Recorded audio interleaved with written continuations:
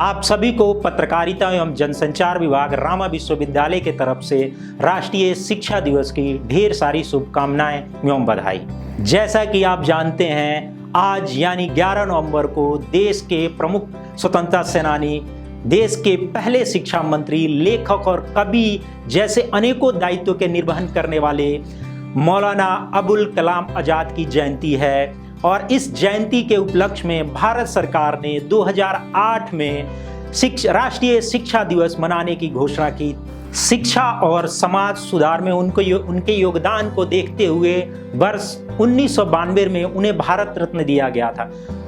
कलाम साहब का मानना था कि शिक्षा सही मायने में तभी शिक्षा कहलाएगी जब उससे जुड़े लोग एक प्रायोगिक शिक्षा के तरफ हम बढ़ें, यानी कि केवल किताबी ज्ञान ना लेके हम अपने कल्चर, अपनी संस्कृति को आगे बढ़ाएं। वो प्रयोगशाला शिक्षा में ज़्यादा विश्वास रखते थे।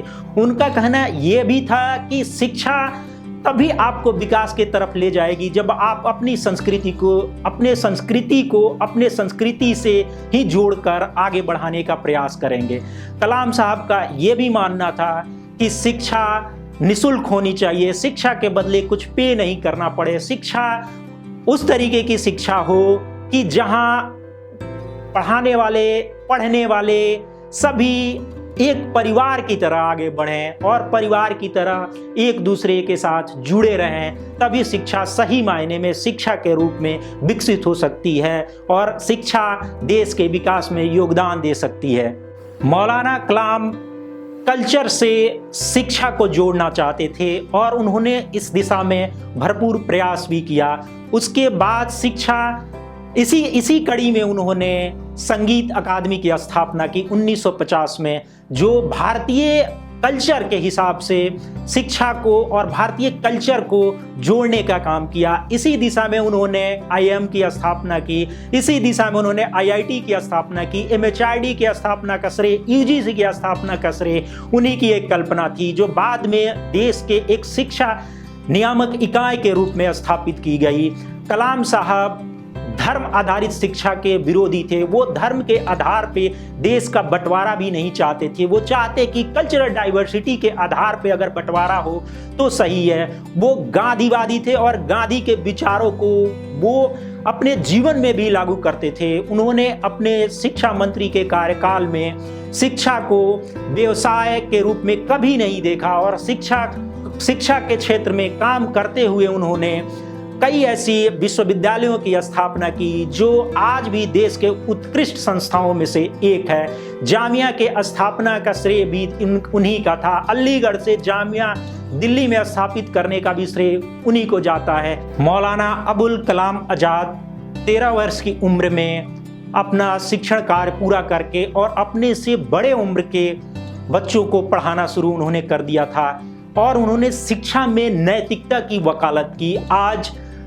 आज रामा विश्वविद्यालय का पत्रकारिता एवं जनसंचार विभाग उनकी नैतिक शिक्षा का समर्थन करता है और उसका पुरजोर वकालत करता है। जैसा कि उनका मानना था कि जो शिक्षाशालाएं हैं या जो विश्वविद्यालय हैं वो प्रयोगशाला है जहां पे एक भावी पीढ़ी का उत्पादन किया जाता है। रामा विश्वविद्यालय के पत्रकारिता विभाग भी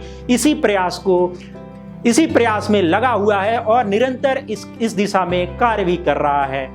तो आप लोगों को फिर से शिक्षा दिवस की ढेर सारी शुभकामनाएं एवं बधाई।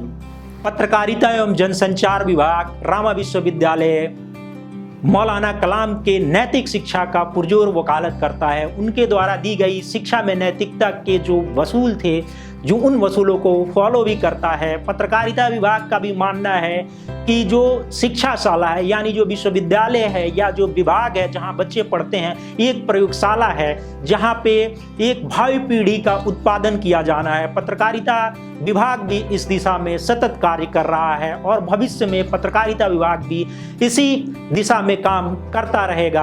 आप सभी को शिक्षा दिवस की ढेरों शुभकामनाएं एवं बधाई। मैं उम्मीद करता हूं कि मौलाना कलाम के नैतिक शिक्षा और जो वो महिलाओं को लेके बच्चों के शिक्षा को लेके जो उनकी जो सोच थी, जो उनका प्रयास था, इस दिशा में आप सभी कार्य करते रहेंगे। और आप लोगों को फिर से शिक्षा दिवस की ढेर सारी शुभकामनाएं एवं बधाई।